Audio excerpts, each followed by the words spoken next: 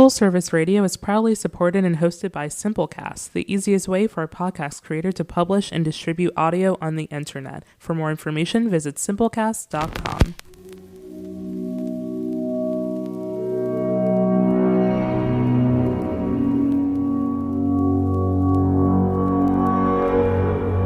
Full Service Radio. Peace, everyone, and welcome to the Edible Activist Podcast. I'm your host, Melissa L. Jones, broadcasting live from the lobby of the Line, D.C.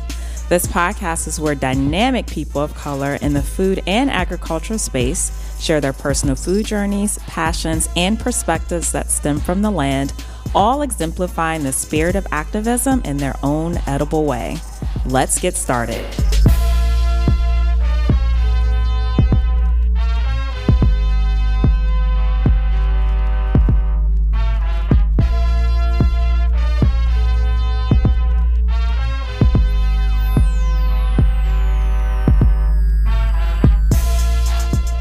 Peace, everyone. This is Melissa L. Jones here with the Edible Activist Podcast, broadcasting live from the lobby of the Line DC Hotel here on Full Service Radio. And today in the studio, I am joined by Rob Horton. Yeah, I got your government name, a.k.a. Rob Veggies, a St. Louis, Missouri native and the founder of Trap Garden. His organization is a social enterprise based in Nashville, Tennessee, that provides a sustainable source of healthy, high-quality foods and offers innovative solutions to the physical, financial, and educational shortcomings in food insecure communities. Rob and his team have built a dynamic tribe, and they be trapping in the garden, y'all. Yes, they do, who help to propel their mission of creating community gardens in low-income neighborhoods. Rob is a Tennessee State University alum, member of Kappa Alpha Psi. I have to put that out there because I know you rep your fraternity. I know you do. I've seen you. And he now resides here in Washington, D.C. with his lovely wife. Yes, okay. Yes, we are in the DMV now. Yay. And so in addition, y'all, I also want to welcome returning guest and my co-host for today's show, Jerry Evans, who is the founder of Turning Natural Juice Bars here in DC and Maryland. And she is also a TSU alum. Absolutely. We in here. I'm about to walk out because I just feel intimidated. Okay? And living legend. And a living legend. Exactly. Yeah. She made time for like my show, like for real. Yeah. And Our blood run blue. I know. So I had to show up. I know. Y'all have a very tight relationship. I could see that. And so I just thought it was very fitting to invite you in. To help co-host. So thank you so much. And I just saw Jerry, y'all, the day before yesterday at the DC Veg Fest. Girl, after 2 hours, I had to go. So hot. I had to go. So, Rob, Veggies. Yeah, Welcome since you the put my studio. government out here, I I hope I don't owe nobody no money up out here. Social security number. No, just playing. So, Rob, you are from Missouri. Mm-hmm. You went to school in Tennessee.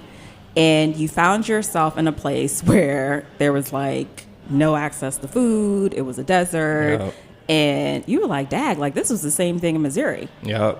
And so you decided to start an organization to change that. Yeah, we decided to start our own, yeah. Hell yeah, absolutely. So briefly touch on like the beginnings of that launch and what it took to help lift that off the ground. Because I know it wasn't easy. Nah, it wasn't at all. But really, we just got to the point, and I honestly got to the point that I was just pissed off that nothing was fresh and available in the neighborhood that I was in, whether it was in St. Louis or near my campus, Tennessee State University. And I said, fuck it. If they're not going to bring it to us, we got to do it on our own. Yeah. And so it started with me just getting involved with the community garden. And I was seeing a lot of seasoned and older people who were really pouring into me, showing me how to be able to grow some of those essential items. But when I was telling my friends, they wouldn't actually believe in what I was doing because I have literally zero experience in ag at all. I never planted anything in the ground at all. So people started coming out there and we started having these conversations of where I grew up in St. Louis. A lot of the people who actually attend TSU either came from Detroit, Miami. All of these people were experiencing similar stories growing up. So I said, how can we make this a dope experience? And that's really how Trap Garden was born, because I was more than likely to see an actual trap house growing up than I was an actual garden space. Wow, that's tight. Yeah, That's tight. yeah. And that's a story that many are familiar with. So, like Jerry, who's from the exotic island, as she says, Southeast. You know, like same frustrations. Yeah. You know, Yeah. and so, you know, you placed a lot of the places where your juice bars are mean a lot to you, Yeah. including the one in Southeast. That's my favorite. That's your favorite. I was just at your Southeast store 2 weekends ago. I'd never been to that location. Really? Oh. That's not, you can always catch me. I'm in the hood all the time. I ain't gonna say who said it, but they were like, Jerry's always at that location. Yeah. You weren't there that day, but that's I said, home. okay. That's home, That's of home. course. Yeah. Exactly. No, that's tight. That's tight. So, for those who aren't familiar with the African American colloquialism of trap, you want to break that down for those who are listening? What does trap mean to you when it comes to the garden? Honestly, it's the ultimate hustle. You know, a lot of times people will hear trap music or a trap house or things of that nature, and they thinking about a drug dealer, right? Yeah. Somebody that's pumping out something that's not going to be good for the community. But they really not thinking about the work ethic that the actual person is putting into producing this product, trying to get them hooked on coming back so they can buy more and more of it. It's the ultimate entrepreneur, honestly. And all I did was try to create that same exact experience, but pump out something that was going to be good for the community, get them addicted on that experience, and want to come back more and more. Y'all look like y'all have so much fun. And I got a pen. I'm official. I have one too. You do too? Yeah. She's like, I had one before you. Don't be cute. Who is your tribe? Who does your tribe consist of? Because y'all look like y'all have an awesome time, but you also have a very supportive base of folks who come out and they hustle hard. Right. Yeah, I mean, it really does take a team, and a lot of the people who are actually a part of that team either are from the community, born and raised in Nashville, or they attend one of the local HBCUs within the community, right? So the first actual project that I had an opportunity to do was in partnership with a restaurant and went horrible. I did not, I don't have an ag degree. I didn't have any ag experience, and so we failed very, very bad. And so the immediate thing that I did was brought on an intern from TSU who was an ag major. Smart. That intern ended up being a full-time employee on the team, very dedicated. Her name is Kanita, and she just hits the ground running on everything. The second thing that we did was had to actually bring somebody who was from the actual community that we were trying to support.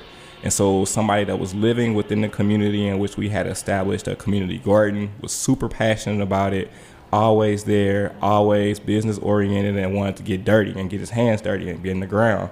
And so there was another team member named Donna, and then we got somebody who's locally born and raised, because that's super rare right now in Nashville to have somebody that's truly from there, because they're going through gentrification so heavily right now. This is somebody that was not only passionate about his community, but also passionate about his city. And he brought a lot of drive and helped us to be able to continuously motivate it in those communities to where it matters. So that's the core team. But we have a lot of people that consistently help us, from grant writing to PR and all these other avenues that really do support us. Because it takes a village. Yeah. It does. No lazy people allowed. So in Nashville, right? Yeah. Uh-oh, here we go. Yeah. Nashville is a different place. So when I first went to TSU, coming from Southeast DC, being in the city, it was so quiet. And I didn't realize that when you talk about food deserts, you specifically think about Black communities. But when we really, really look at the full spectrum, there are plenty of people living in food deserts, You're not right. just Black, but white as well. So and then in the South, right? Yeah. It's Southern. That was the first time I've ever known that spaghetti is a side item. Yeah, side item to what, though? To fish? To fish. Yeah. And I'm like, no, that is a main course, but that's a whole That's a whole nother argument. So what was it like making sure, educating people that, hey, food deserts aren't specifically just Black communities, that everyone is experiencing a food desert, and educating, because when you think of Nashville, it's just like country music, central, and when you think about country music, you just don't think about Black people. No. But how did you integrate, people understanding that, hey, food deserts just aren't affecting Black communities, but they're also affecting your community as well? Right. So really, I kind of stopped using the term food desert, and now I say food sensitive. Because you can be in a community that has a grocery store, but they don't have anything that's healthy in that grocery store, or everything is almost rotting. And so when you're bringing people from outside of that community into that place, I'm saying, look at that neighbor. Like that neighbor might not look like me. That neighbor might look like you. And this is something that's affecting more than just me. And outside of Nashville in general, you know, in some of those small rural areas, it's definitely like not highly populated as African American people. Right. So it's not just people within the central city, but also people on the outskirts. And a lot of times those outskirts areas don't look like us. Mm-hmm. So did you find that, is it a similar situation like a DC or a Philadelphia where you also have the white community coming into these black low-income neighborhoods trying to start these projects for black low-income residents? Yes. Did you see it? Was that it? No, that's still like an ongoing thing. Yeah, it is. Like Jerry said, when you think of Nashville, you don't think of black people. You think of country music. You think of the cowboy boots and everything else that personifies, you know, country music within itself alone. And so with that, we just had to kind of change that narrative of how we wanted to approach what we were being able to do within the community, right? But it's all about the relatability. That's the biggest thing. Can you relate to my experience? You can be a black person who is already well off, privileged. Right. You have no experience of dealing with people within these communities. You can't meet them where they're at. You're not working with them. You're telling them that you have the solution without bringing them to the table to discuss solutions with them. And that's really the major issue that all organizations face. Are you bringing the right people to the table to help you to solve the actual issue collectively? Or are you just saying, this is what you need to do. You need to just eat kale every day and that's it. You can't do that. You're right about that. And you know what? You made it, and I pay attention to the language that you all use in your copy, your website and everything. And I didn't see, at least I don't remember seeing the word food desert. I saw food, insecure. And there are some folks who are actually steering away from the word desert because, like Jerry says, like you can be in a wealthy neighborhood and there is not a grocery store. However, we all know that there's a big poverty issue. They have the money to go to drive 5-10 miles to get where they need to go, you know. But when it comes to lower income communities, it's all a poverty issue by the end of the day. Well, partly, mostly. Mostly it's a poverty issue. So with that said, I feel like you all focus on the poverty issue in the sense that you factor in the money that it takes for someone to get to a grocery store, having to pick the child up, having to prepare the food, and all of that. You just don't focus on it just being no access. It's one big picture, right? So if you can just touch more on that and just being inclusive of all of those factors. Well, I mean, when you're growing up in a community like that, it's not just about food. Food might be one issue, right, but if you're raised in a household where it's just a single parent, your mom is working like 10 to 12 hours a day. The grocery store is 5 miles away. Y'all don't have a car. You're catching the bus, you and your mom. That's only 4 hands you got to carry as many bags as possible to get back to your crib. And your mom got to go to work. So we have to be able to prepare meals big enough that's going to last multiple days on a very strict and refined budget. So you think I'm only thinking about food? I'm thinking about paying rent. I'm thinking about putting, clothes on my child's back. All of these other things that I have outside of just putting a meal on the table. I mean, I'll go to McDonald's because I need to get back to work and I'm just trying to make sure that your belly is full. Right. So it's a lot more issues to solve than just providing, that access point. And even they might have that access and still can't afford what they have.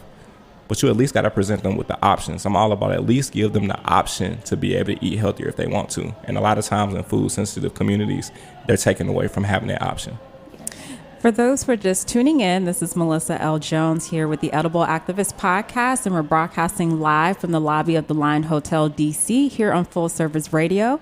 I had the absolute pleasure of having Rob Veggies of the Trap Garden here with me, in addition to my awesome co-host, Jerry Evans, of Turning Natural. For some reason, Jerry, I want to call you Jerry Turner. Does that ever happen to you? I am so glad that I am not the only one. I have to catch myself. No, Evans. I just want to call you Jerry Turner. You'd be surprised how many different things I hear a day. Really? The other day someone said, I thought you passed away. No. Yes. What? Because I guess they integrated my mom with me, and I was just like, no, I'm very here. much here. You're talking to me. Just here. Okay. Right. Okay. It's a weird thing to say to somebody too. Right, yeah. That's one of the things you keep to yourself. Exactly. Right, no, she's still here. Well, I am definitely sitting in a room with two individuals who are all about entrepreneurship. And, you know, we all know entrepreneurship is a mindset. Yeah. It's all a mindset. Everybody ain't got it, right? Sometimes I don't. Man, what? You got to know when to press pause. You got And, you know, if it ain't making money, it don't make sense. Hey, that's music. Music to my ears, for real. I got to hear some jingles, some dollars. Rob, at what point, you know, did you realize that you wanted to create the social enterprise model, and that, you know, it's great, you know, as a 501c3 to be able to rely on funders and, you know, foundations, but diversifying that financial, you know, pool of money that comes in, because you also focus on the for-profit. Yeah. I mean, I learned that real quick. Because, you know, Like the next day. yeah, like day 2, day 1, honestly, like, because in the beginning, I was pouring a lot of money into what we were doing. But from a grant process, you know, you don't know when you're going to be able to hit that home run. And grants, the writing process is very time consuming. And not only that, they can also be very restrictive, meaning if we say this money is to be used to create a new garden, you cannot do anything outside of that scope of a project.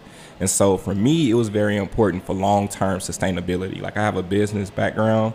I know that you can't completely 100% depend on grants. Mm-hmm. If it's up to me, which it is, like, primarily, I want it to be 80% where us being able to generate revenue based off of donations from our services that we provide. Right. And then the other 20% is based off of grants, because you're not going to be sustainable long term if you're only dependent on grants. You got to be able to generate revenue. Exactly. I have a question. Go ahead. So as a social entrepreneur, like how they like to title it, I think that sometimes we are looked at as, because we are doing a service for a community and, you know, socially, like we have something that we're pushing, that they make us feel like we shouldn't be earning a certain amount of money in doing it.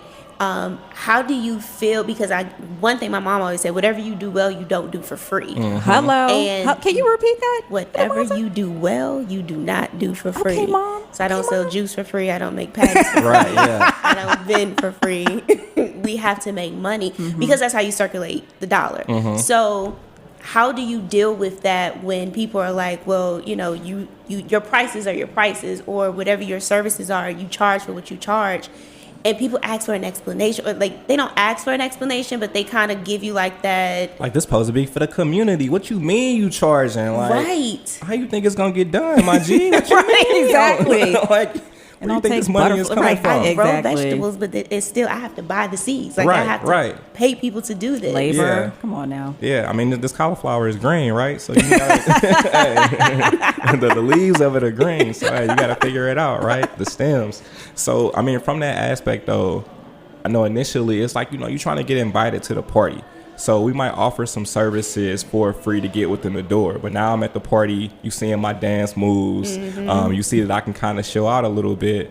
Okay, now let's break it down on how this is going to work if you want to continue to see this performance, right?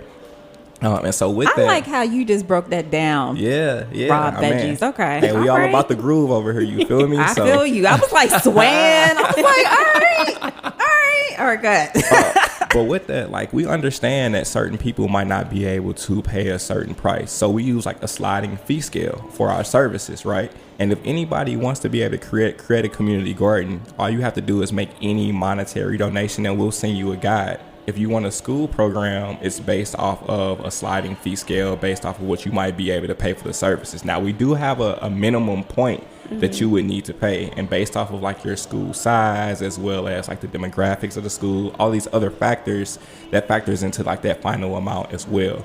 So we are a little bit flexible in giving people options, but then we also explain to people as well what we're bringing to the table. Yeah. You know, we're creating this curriculum, or we're actually building from the ground up a community garden to be able to service your community. And you have to understand that the team that we're bringing, they're going to be paid, and they need to be paid a good rate because they're doing a really good job. Because if I don't have this team, then I don't have the foundation to be able to complete any of these projects. Like, it really isn't about me, it's about we. And I mean that 110%. And so you got to pay all of us, not just me. Exactly. Right. And the fact that we have to break it down like that, why don't y'all just know this? Yeah. Jerry, can I get some free juice, girl? Can I get that? You literally have to not only do. You're talking about almost $30,000 in rent a month. So when people type under Instagram, can you put a store here? Can you put a store here? You don't think about how this works. And you're talking about triple net leases. Then you're talking about meeting the requirements for taxes.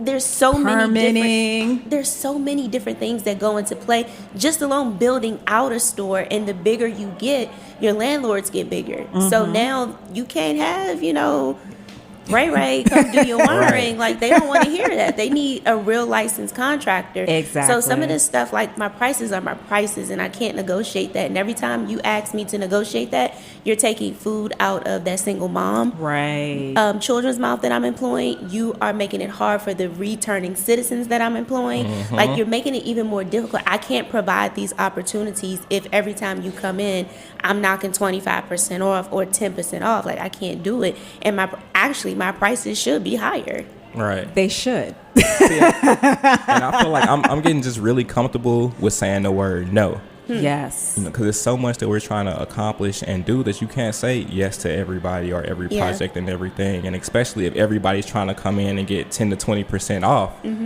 Like, no, that can't happen. And if they respect you, because they're not gonna go like to any other juice store and ask for that just because they don't know the owner.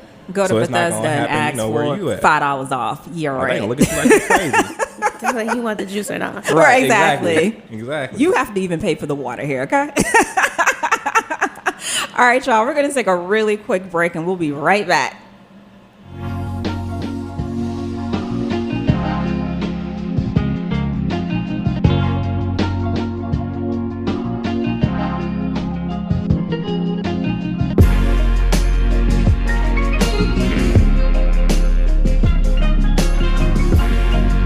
You're listening to Perfect Day, produced by Artists Authentic. For more of Authentic's work, visit allornothingstudios.com.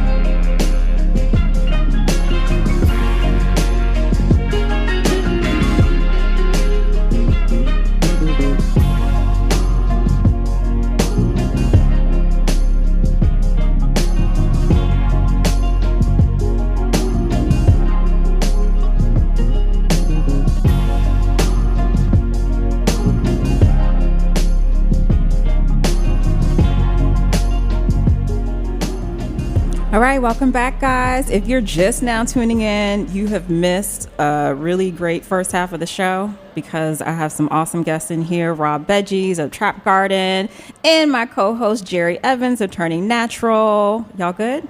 Yeah, hey, I'm here. Feeling great. I'm so excited to have y'all. Y'all are awesome. I just really like the work that y'all do. Appreciate it. Excited to be here. So dope. And we just finished talking about like money, and making money, and it's it being okay to make money. And it's actually crazy that you asked that question. That's actually a really great question that you just posed to Rob about, the feeling some type of way about making money off of something that is for the community. And I was actually interviewing a young woman a couple weeks ago, and she was starting some type of like health and wellness business or something. And she said that she had a very hard time with it when she started out because she felt really guilty charging people. And I was just like, well, you don't have bills? And you, like, you don't like to go out and eat, like you don't need to save for retirement. Like sleeping indoors. Yeah, it's no guilt my way. I'm gonna let you know that it's no guilt about it. No guilt at all. And it's always recirculate. People don't understand as well. It's recirculated back into the business or the nonprofit. Like, we're not seeing 100% of the revenue or the funds that we're getting. Like, especially from my end, like we pump out a whole lot right back into the organization because we still are a nonprofit. But people just have to understand that people have to get paid because I don't want me and my wife not sleeping outside. 110%. Like, that's not happening. So as a for-profit business, I don't really dive into the nonprofit. Can you explain the nonprofit sector of things so people that aren't familiar with it can kind of know what it's talking about? Yeah. So as a nonprofit, most of your revenue generated has to go back into your organization. It's about 80%. And so even when we're talking about the services that we do provide to the community, it's more seen as when you pay for our services, it's a donation. And that's why having that sliding fee scale really does work, because it's how much would you like to contribute to our organization for being able to provide for these services. If it's a merchandise item, that's a donation, and for your donation, you're receiving this shirt. Gotcha. So it's very important to, one, make sure that you set the language right, but two, realize that when you do file your taxes, because you still have to do taxes as well, they're going to look at how much went directly back into programming and services that you're supposed to be providing and offering to the community. Preach. Y'all do y'all taxes and do it right. Business owner or not. No, you do not. Mess with No, you do not. Find you one way. Yes, he will. He came for me one year and was just like, oh, and I was just like, well, I thought I paid enough. No, you didn't. As a business owner, I was like, dang, they got me. And I had to pay up the next day. So definitely want to touch on, Trap Garden has an awesome partnership with the Toyota Green Initiative and Broccoli City. The both of y'all, actually. Yeah. And so I definitely want to tell the audience a little bit more about that, because I think it's really neat that y'all get to go from city to city and engage with people, get them involved in all these volunteer projects. And it's us. Yeah. It's those black folks out there. So the Toyota Green Initiative was established exactly for that. They want to be able to create a program to where they can go to different sporting and music events and be able to do these fun and creative activations centered around going green. I mean, of course, they were still promoting their vehicles, which were some of their eco-friendly hybrid vehicles, but they really did want to push in the forefront people who were doing really, really good work in the community and being able to provide some of those skills and sit and share some of those experiences and skill sets with the different communities in which they were placed in as we were traveling along with during the tour. That's really dope. And then you also have play a part in Broccoli City. And is that with Broccoli City? And is that through the Toyota Green Initiative? Yes. Okay. Yeah, so that was through the Toyota Green Initiative when they were working collectively to support their music festival. Yeah, but Broccoli City is phenomenal, and they do some very dope stuff. Yeah. They do. They really do. I need to have those kiddos in on the show. Yeah, y'all hear Marcus me? and Brandon. Yeah. Wow, y'all need to come in. So how does a partnership like that happen? Because that's like really cool. You just don't stroll. You just don't wake up one day and be like, bam, partnership. Like, now, how'd that I have happen? to credit it to the power of HBCUs and networking. Okay. So someone who I had attended school with, her name is Kakora. She was working at a PR firm who handled a lot of the contracting for Toyota. And when she heard about the Toyota Green Initiative, she automatically thought of myself. Sweet. And yeah, so she reached out to her contact over there, and they got in contact with me. That person was actually alum of another HBCU as well. And then they took me underneath their wing and allowed for me to join the tour. And so it was actually a Hampton and a Howard connection who were able to assist me and mold me and get me actually on the tour and make sure that I made it the most out of the experience. So I appreciate both of them and what they were able to provide for me as well. So all about networking and the connection and being genuine.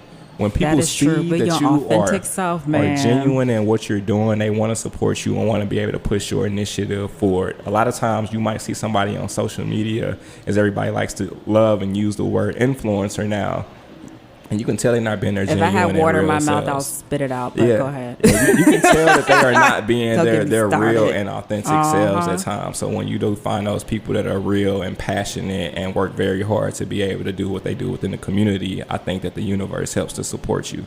And it shows on y'all's website, your platform. It truly, truly, truly shows. And I wouldn't be saying that. I actually wouldn't have you here. Well, I know I passed the test. I tell people I have real conversations with real folks who are doing really great things out here in the community. So that's dope. That's really awesome. And it was also, I was looking at some of the case studies that you had on your website. Yes, I was sneaking around. I was poking because I'm nosy. Hey, there's nothing wrong with that. That's why we got it out there. Exactly. So it was, I saw like some partnerships with that you had with HBCUs to create like an ambassador program. Mm-hmm. And that was their opportunity was provided through Toyota as well. Okay. So we pitched them on specifically wanting to go to different HBCUs and actually give them the tools and resources to be able to create something that matters within their community. So whether it is an actual trap garden or anything that they're primarily like passionate about or wanting to start within their community, we want to give them the skills to do that, but also have some type of activation on their campus that was centered around going green. And so we like love that experience, and they got a lot of resources and tools that they could potentially be able to use and go back home and start something that matters. I think Jerry should create a juice or a smoothie called Trap Garden. She gonna kick me. Honestly, I like the hip hop lines. Like that's like those taglines are just so dope, man. Like I like that theme. I think you got to continue on that theme. No, we especially definitely get some. I gotta try to nip. We definitely got to get something Okay, going. okay. I love it. I love it. No, really great conversations. I'm so glad to have you all in here. The other thing that I wanted to touch on too, I saw another case study about some like garden brunch that you guys did, or you did an installation at a restaurant. He's looking at me like, I don't. Yeah, no. So it's called the Garden Brunch Cafe. I think I know what I'm talking about. Yeah, okay. No, yeah, you're right. Like, help me out over here. And you start looking at Jerry like, right. Save me. Like, so yeah, about that smoothie. So that was actually the first project that we got a chance to do, and it's amazing that you looked at that one because that was the one that actually had failed.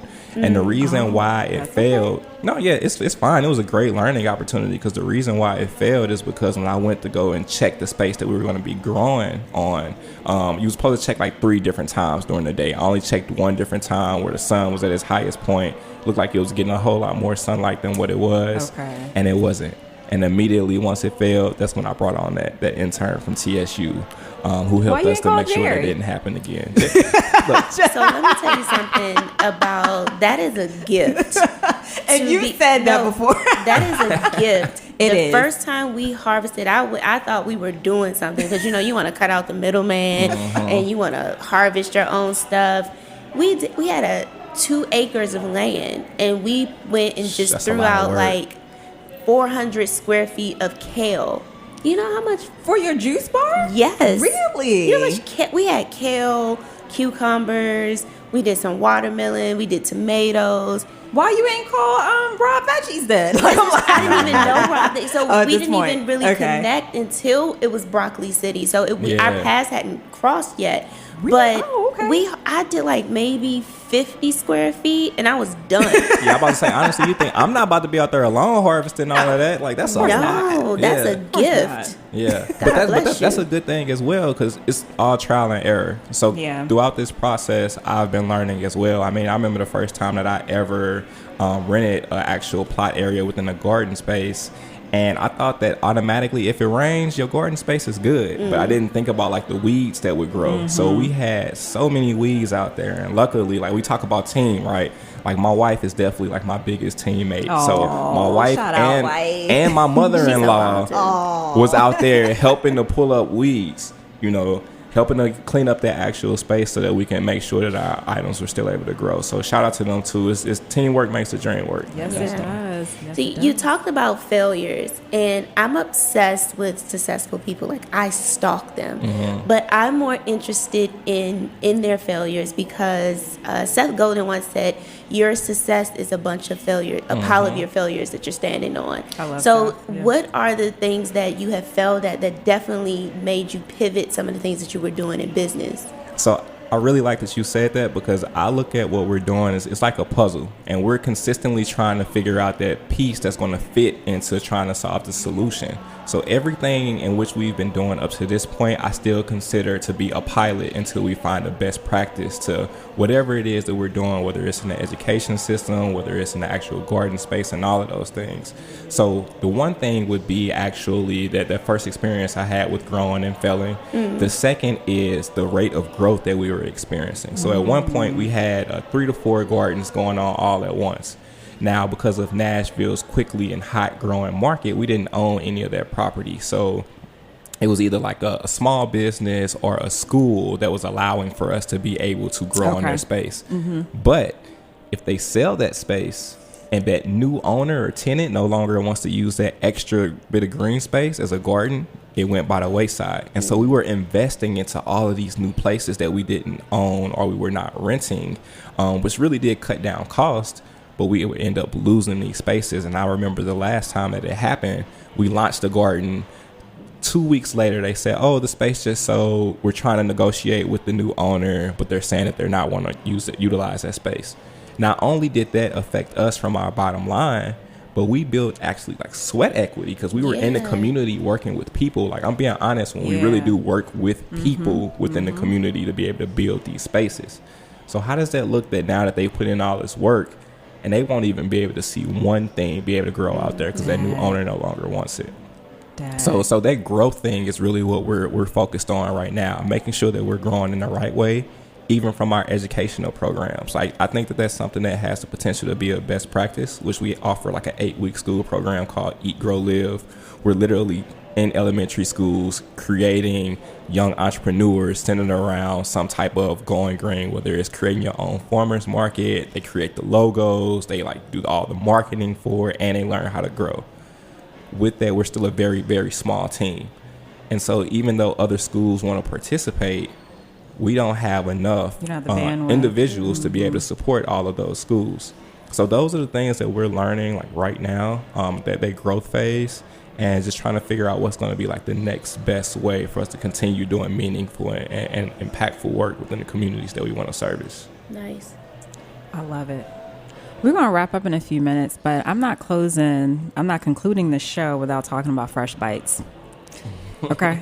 Because I really like that whole like video series that y'all have been doing. We should have done a Fresh Bites here. Yeah. So, and for those who don't know, we gotta coordinate that. Hey, so I really want to make it happen. We can make it happen. Let's make it happen. They got to be able to see the food as well. And for those who don't know what we're talking about, Fresh Bites is a video series where I really did want to use local influencers, but people who were from the community who you can go to your local grocery store and you might see them shopping just with you.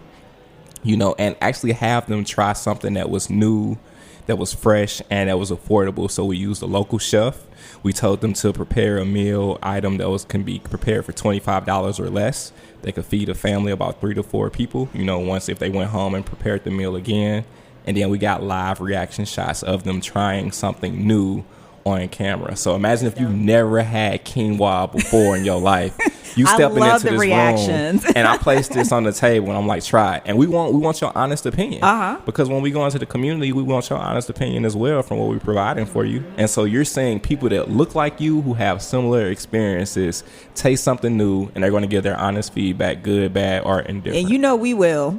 With facts. Yeah. Project out like that way. Right. Yeah. Like, what is it? This ain't it. This ain't it, boss. Look like that. What is the one thing that you just won't touch, like health wise, in quotes? Like, what do you just? I have a list. Celery. And for the next show. Carrots. It took me a while. See, I can't do steamed carrots. I can do cold carrots, but I can't do steamed carrots. Who wants steamed carrots? I can't do green peas either. I can drink it, but I will not eat it. You put beets, carrots, celery, or parsley on my plate. Parsley's a whole nother beast. Parsley? I didn't know like parsley was something that people were really against. You like either love parsley or you don't. There ain't no in between. Yeah. And Jerry don't like parsley. Right, what about clearly, you? What's off limits for you? I mean, green peas got to be number one. Like, okay. I cannot stand green peas. You like, from the South, though. How you not like... St. Louis is Midwest. So, you know, the STL is Midwest, first off. Y'all still Southern down there. I don't care what y'all say. True. The second thing is like the steamed carrots. Like those got to be my two that I will not touch. There's nothing that you can do. Steamed carrots. So he says steamed. Like, did you have that's very specific. That should just stop at baby. It's mixed vegetables. Like, did y'all parents try to feed y'all mixed vegetables? Yeah, see? And throw some butter and salt and pepper. But that's something that's like really quick. It's affordable, and it's a vegetable, so it's healthy for you. Dollar store. Exactly. Yep. But like, nah, I wasn't going. I couldn't do it. Yeah. And you know, when you growing up, your mama like, nah, you gonna sit there until it's all gone. Listen, we was sitting too. Yeah. You know what? I will have to say, I didn't have that experience coming up. My mother didn't care if we ate or if we didn't eat it or not. Like, we could literally be like, we want ice cream, like cookies and ice cream for dinner, and that's what we ate. I'm surprised you got teeth. I know, right? Barely. All this didn't work. I stopped by the DC dentist when I was at DC Veg Fest. I said, look here, okay? Nah, my mom's wasn't going.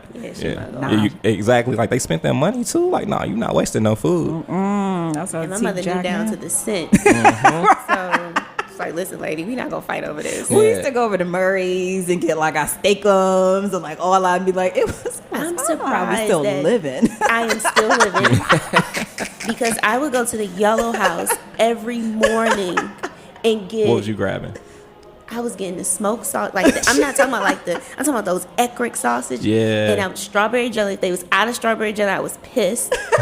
And then I needed American cheese. I don't like cheddar because I don't even think American cheese is even real. No, it's not real. Absolutely not. And my eggs had to be scrambled hard, and my toast light. I'm a very picky eater, so my toast had to be light. I can't even tell, Jerry. So this is like on your way to school? This is what On you my way picking to up? school. Yellow House is on the corner. That was Friendship Edison. Yeah. On the corner every morning.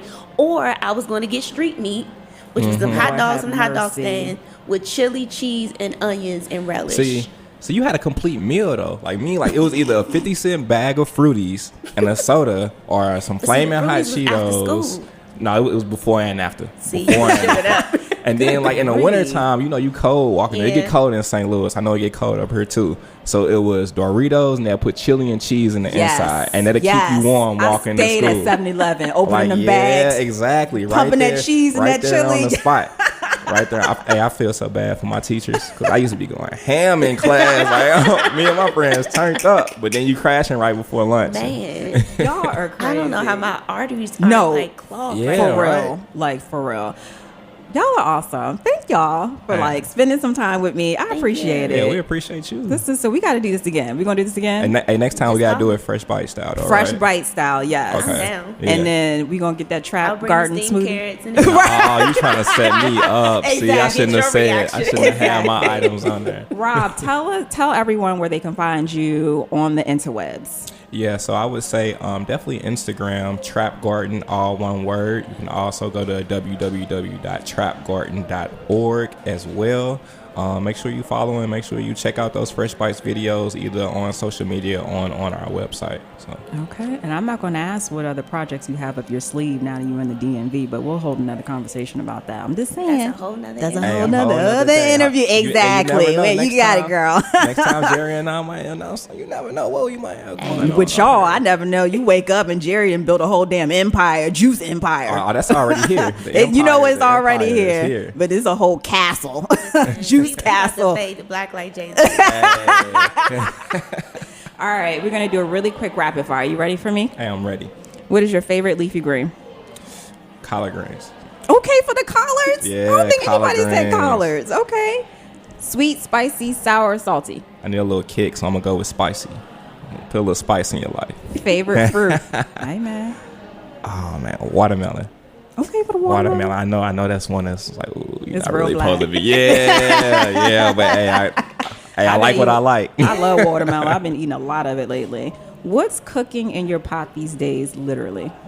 A lot of green leafy items. So right now, it's like definitely heavy on the spinach. A lot of salmon right now. Okay. Yeah, those are probably like the top two things: spinach and salmon for sure. Awesome. Oh no, go ahead. Now, this may change the dynamic of our friendship. Here Top we 3 go. rappers.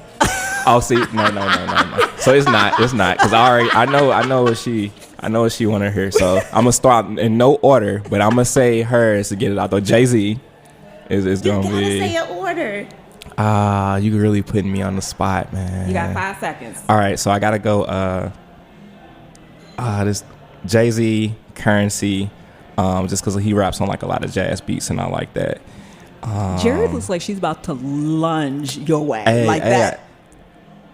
I gotta have more time for this third one. I don't know. I gotta have more time. I can't. All right, we I can't come back get to three. this. Yeah, We'll come back. that, We'll on come the back. next one, I'm gonna go ahead and get a complete list though. Okay. Last question. What is one action step that someone can take toward edible activism? Starting today or tomorrow.